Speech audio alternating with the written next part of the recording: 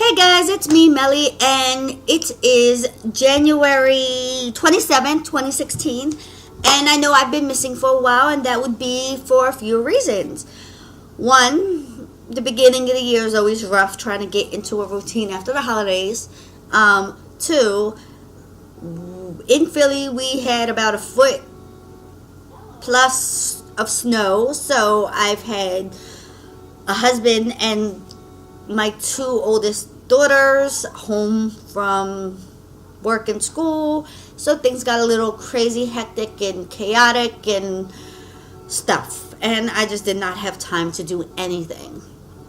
But now they're back in school as of today, and I have a few minutes. So what's the video going to be about today? Well, it's going to be my January not my TBR, because I already did that. It's the books I've read in January.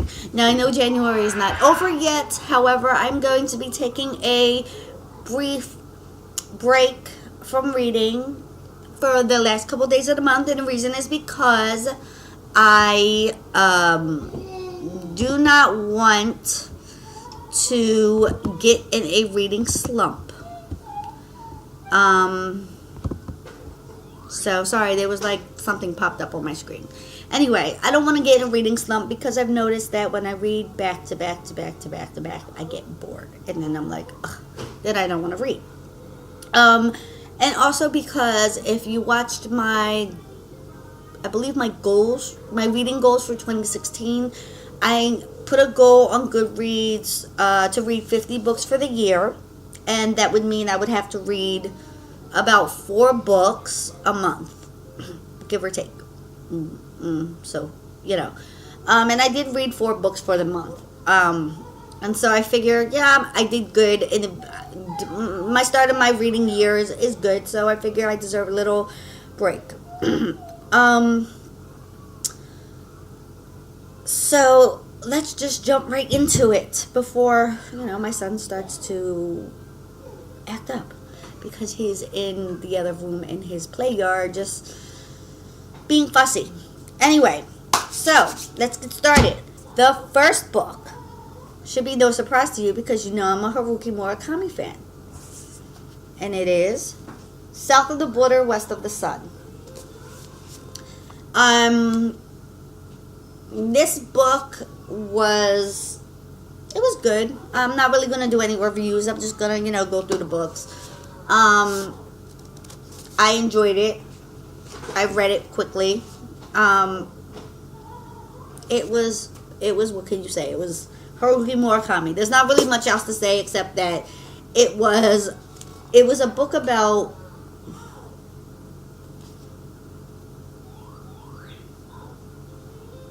a love lost, loneliness. Basically, it was a man who had a friend when he was a child, and they somehow lost ways, and he goes on to marry and open a successful jazz bar or two, and somehow she comes back into his life, and he starts to question his choices in life. Like, what if? And it's kind of like goes along that lines. So, that's that. And I really enjoyed it. I really did. I did. I don't know how to describe Haruki Murakami's writing except to say it's very thought-provoking and very different in a good way, depending on the book you're reading. Sometimes it's a little off the wall, but it's really good. So if you've never tried a Haruki Murakami book,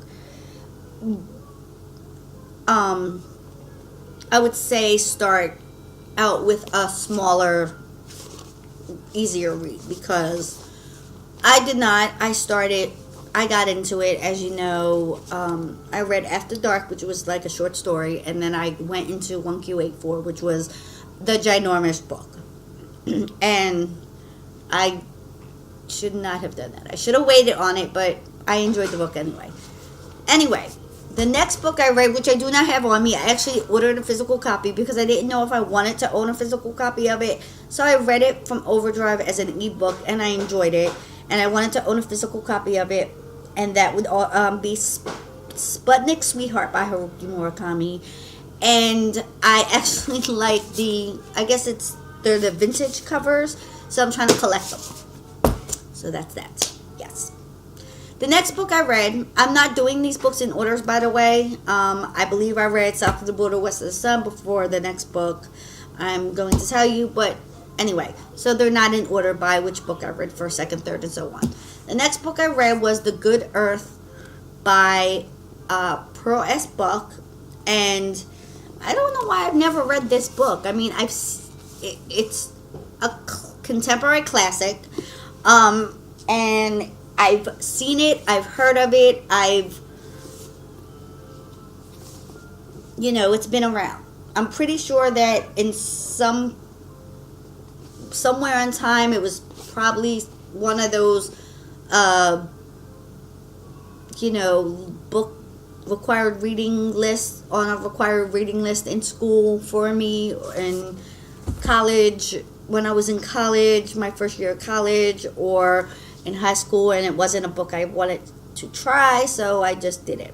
But I'm glad I did finally read it. It's a book about family, sacrifice, struggles, hard work, and just all the things that go with that.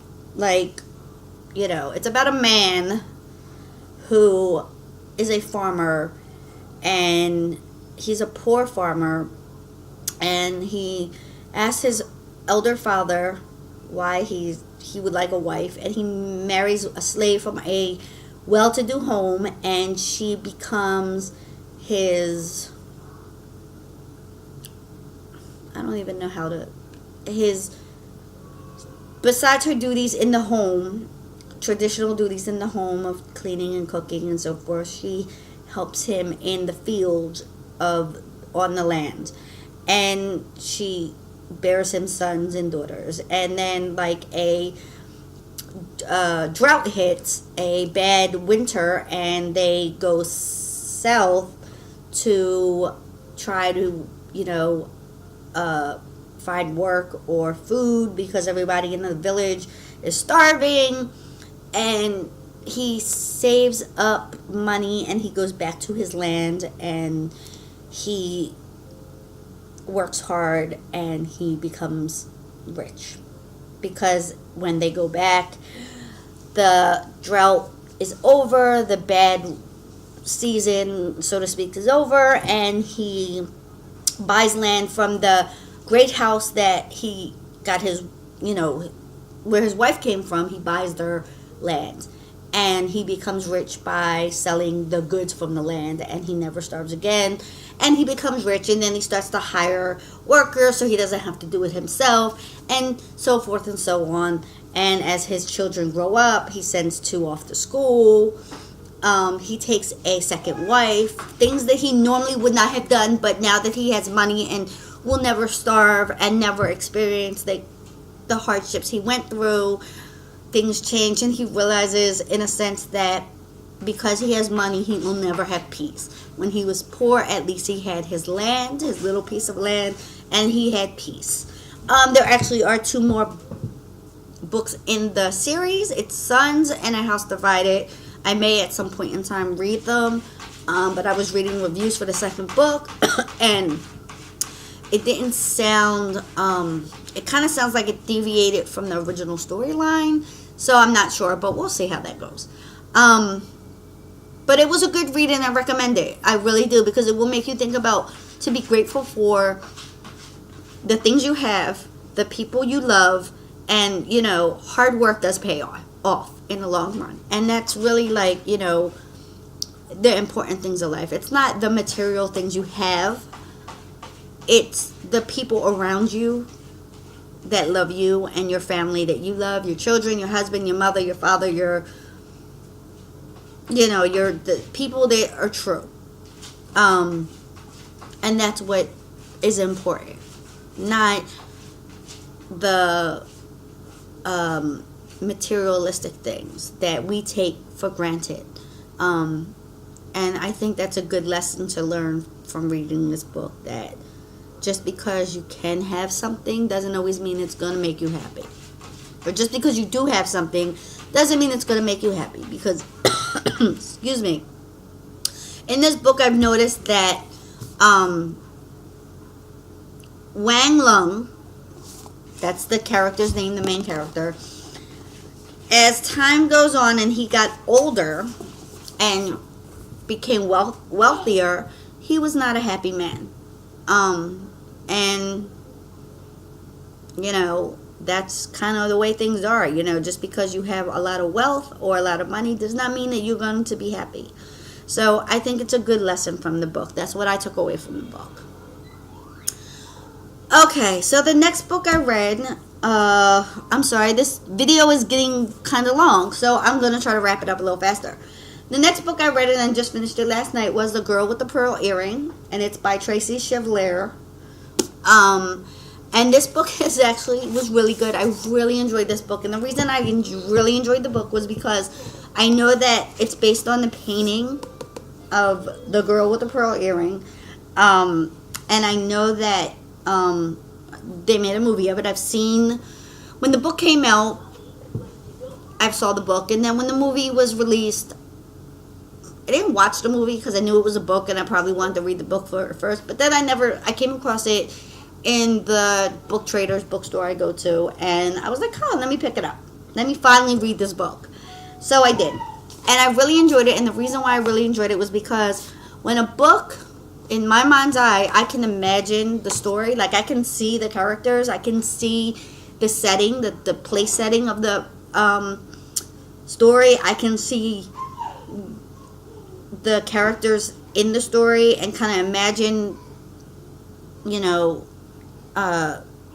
when I can imagine the story as I'm reading and see it, and I see it vividly, and it makes me want to continue to read, then that makes a good story, and that's what I enjoy. So I enjoyed it. If you haven't picked it up, read it. It's a good book. It's very detailed, very vivid. It was not boring at all. It was, you know, it was just kind of like a story about the painting. She created a story of who the person in the painting could be. And in her story, it's a servant girl. But that's all I'm going to give you. So she took a real painting and she created a story for the painting, a fictional story for the painting. But you never know, it could possibly be, you know, some truth to it. We don't know. Anyway, and the last book I read in the month of January, you guys have seen it quite a few times, Hidden Bodies by Carolyn Kepnes. I don't know if I did a review on it or not. I'm going to have to go back and check my videos. But if I didn't, I will do a review, but I will do a review prior. It hasn't come out yet, so I'm going to do a review after it comes out. I didn't want to do one because I did not want to spoil the story for those that are waiting for it. So, all I will say is it lived up to what I expected. I had a few moments of, it felt repetitive, but not in a bad way. You know, kind of like the story kind of like slowed just a little bit, but then it picks back up. But it wasn't really what I expected from Joe. Like, he changed in some ways. And the end of the story kind of confused me a little bit. And the reason is because it's, I say it felt like I was left hanging. Like, there may possibly be another book, maybe not, I don't know. And I know I stated that I gave it 4 stars on Goodreads.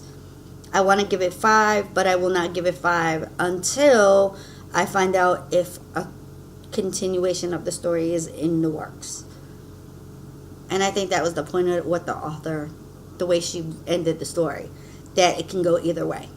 So, we will see. So, that is the conclusion to the books I have read.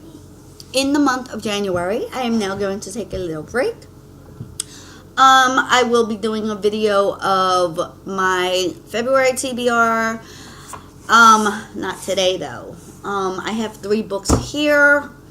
I need to pick a 4th. I might leave that option open because I have some books coming in the mail. So, we'll see. Anyway, I will talk to you guys later. Bye.